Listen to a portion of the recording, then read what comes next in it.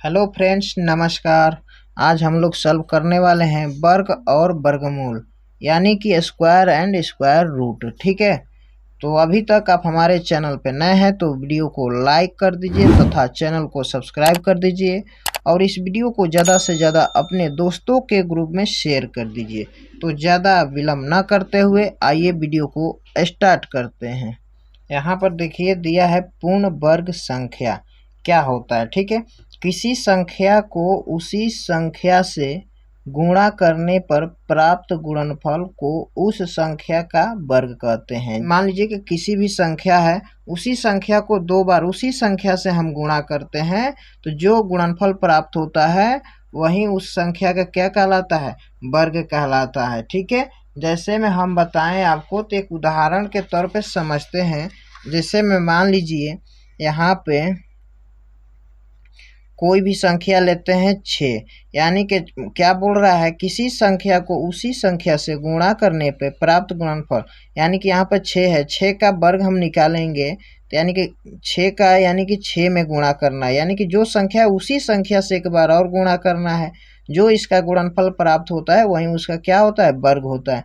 तो 6 में 6 से गुणा करेंगे तो क्या निकल कर आएगा, 36 था। यहाँ पर हम सिंपली बोल सकते हैं 6 का वर्ग क्या है, 36 है। ठीक है, उसी तरह हम दूसरा भी संख्या लेंगे, 10 का वर्ग निकालेंगे तो यानी कि 10 का गुणा 10 में करेंगे तो क्या निकल कर आएगा, 100 आएगा। क्या आएगा, 100 आएगा। तो यानी कि 10 का वर्ग क्या निकल कर आएगा, यानी कि 100 आएगा। यानी कि कोई भी संख्या हो उसका दो बार हम गुणा कर देंगे, उसी संख्या से गुणा, तो जो गुणनफल प्राप्त होता है तो वह उस संख्या का क्या कहलाता है, वो संख्या का पूर्ण वर्ग कहलाता है। ठीक है जी, चलिए आगे चलते हैं हम लोग।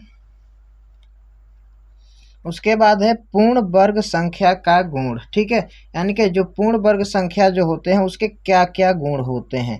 तो पहला गुण होता है, एक पूर्ण वर्ग संख्या के दो पूर्ण वर्गमूल होते हैं। ठीक है जी, एक जो पूर्ण वर्ग संख्या होता है उसका दो पूर्ण वर्गमूल होता है। ठीक है ना। उसके बाद दूसरा है गुण, किसी भी पूर्ण वर्ग संख्या के इकाई स्थान पर 2, 3 या 7 नहीं आते हैं। ठीक है जी, किसी भी पूर्ण वर्ग संख्या के इकाई स्थान पर 2, 3 या 7 नहीं आते। जैसा कि ये डायग्राम में आप देखिए, यहाँ पर देख सकते हैं, यहाँ पे कुछ संख्याएं दी है। एक का स्क्वायर क्या है, यानी कि एक, यानी कि वर्ग हम निकाले हैं यहाँ पे। तो देखिए यहाँ पे इकाई अंक में ना तो 2 है, यहाँ पे देखिए इधर वाला साइड में कहीं देखिए 2 नहीं है, ना 3 है इकाई स्थान पर, और ना ही 7 है। ठीक है जी, तो यानी कि 2, 3 और 7 को छोड़कर हर एक संख्या इकाई अंक का हो सकती है, लेकिन 2, 3, 7 नहीं होती है इकाई अंक स्थान पे। ठीक है, तो अब उसके बाद देखिए, प्रत्येक विषम संख्या का वर्ग विषम और सम संख्या का वर्ग सम होता है। ठीक है जी, काफ़ी है ये, बढ़िया इसका गुण है। तो देखिए प्रत्येक सम संख्या, तो सम संख्या किसे कहते हैं, जो 2 से पूरा पूरा डिविजिबल हो, यानी कि दो से पूरा पूरा कट जाता है। तो यानी कि मान लीजिए कि हम 2 का हम स्क्वायर करेंगे यानी कि वर्ग निकालेंगे तो 2 का वर्ग क्या निकलेगा, 4, यानी कि ये 2 क्या है, एक सम संख्या है। तो सम संख्या का वर्ग निकल कर आया 4। अब मान लीजिए कि यहाँ पे 10 का हम स्क्वायर करेंगे यानी कि वर्ग निकालेंगे तो क्या निकल कर आएगा, तो 10 का स्क्वायर करेंगे तो यहाँ पे निकल कर आएगा 100। तो देखिए ये जो 100 है क्या है, यह एक सम संख्या है। क्या है, सम संख्या। यहाँ पर 4 भी क्या है, सम संख्या है। ये 2 क्या है, सम संख्या, और 10 क्या है, सम संख्या। ठीक है, यानी कि सम संख्या का वर्ग करेंगे तो उसका परिणाम सम संख्या। देखिए विषम संख्या, मान लीजिए कि यहाँ पे 5 का हम वर्ग करते हैं तो 5 का वर्ग क्या होगा, 5 गुणे 5 यानी कि 25 होगा। तो अब देखिए 5 क्या है, 5 विषम संख्या है, और इसका देखिए यहाँ पे वर्ग निकल कर आया है 25, यानी कि इकाई अंक क्या है, 5 है। तो ये भी 25 क्या है, एक विषम संख्या है। ठीक है, मान लीजिए कि हम 11 का वर्ग निकालते हैं तो 11 क्या है, एक विषम संख्या है। तो 11 का हम वर्ग निकालेंगे तो क्या होगा, 11 गुणे 11 यानी कि 121 आएगा। कितना आएगा, 121 आएगा। जो भी देखिए यहाँ पे 11 ये विषम संख्या है और 121 भी क्या है, विषम संख्या है। यानी कि कहने का मतलब साफ साफ है, यानी कि किसी भी सम संख्या का वर्ग करेंगे तो सम संख्या आएगा और किसी भी विषम संख्या का वर्ग करेंगे तो विषम संख्या आएगा। ठीक है जी। 4 नंबर पॉइंट है, वर्ग संख्याओं के अंत में शून्यों की संख्या केवल सम संख्या होती है। यानी कि वर्ग संख्याओं के अंत में शून्यों की संख्या केवल सम होती है। मान लीजिए कोई भी संख्या लेते हैं जिसका इकाई अंक क्या है, 0 होता है। ठीक है, तो अब इसका हम स्क्वायर करेंगे तो इसका स्क्वायर जो आएगा निकल कर आएगा 100। यानी कि जो भी 0 का संख्या होगा वो सम संख्या में आएगा, यानी कि डबल आएगा। ठीक है, तो यहाँ पर देखिए 10 का स्क्वायर निकाले तो क्या आया, 100। अब देखिए यहाँ पे 20 का स्क्वायर निकालते हैं, देखिए इकाई अंक 0 है तो यहाँ पे निकालेंगे तो 20 का तो क्या होगा, 400 होगा। ठीक है, 20 का स्क्वायर करेंगे तो निकल कर आएगा 400। तो यहाँ पर भी देखिए शून्यों की संख्या क्या है, सम है। यहाँ पर भी सम है, यहाँ पर भी सम है, यानी कि जोड़ा के रूप में है। यही पॉइंट बोल रहा है। ठीक है जी। और 5 नंबर पॉइंट है, प्रथम n विषम संख्याओं का योग n स्क्वायर होता है। ठीक है, n विषम संख्याओं का योग कितना होता है, n स्क्वायर होता है। उसके बाद अगला पॉइंट है वर्गमूल।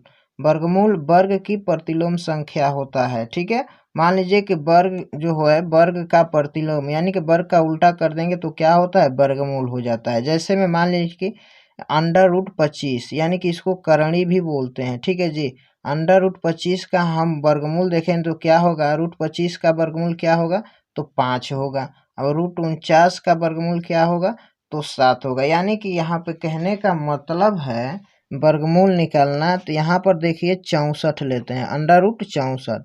64 का हमें अभाज्य गुणनखंड विधि द्वारा क्या करना है, खंडन करना है। यानी कि 64 को ऐसे दो भागों में बांटना है जिसका 2 का पेयर बन जाए, यानी कि जोड़ा बन जाए। ठीक है, तो 8 गुणे 8। अब देखिए जिसका जोड़ा लग जाता है तो रूट से क्या हो जाता है, बाहर हो जाता है। तो यानी कि 64 का वर्गमूल क्या होगा, 8 होगा। यही वर्ग पूछता तो 8 का वर्ग क्या होता, तो 8 का वर्ग 64 होता। ठीक है, तो मान लीजिए कि एक और समझा देते हैं आपको, 144 यानी कि √144, इसका मान क्या होता है, यानी कि इसका वर्गमूल क्या होगा। तो 144 किसका होता है, 12 गुणे 12। ठीक है, तो अब देखिए 12 गुणे 12 ये क्या है, पेयर बन गया। तो इसमें से जब दोनों का पेयर बन गया तो एक बाहर निकाल देंगे, यानी कि रूट से हट जाएगा। यानी कि √144 का वर्गमूल क्या होगा, तो 12 होगा। ठीक है जी, उम्मीद करते हैं कि आपको समझ में आ रहा होगा। अगला पॉइंट है अभाज्य गुणनखंड एवं पूर्ण वर्ग संख्या।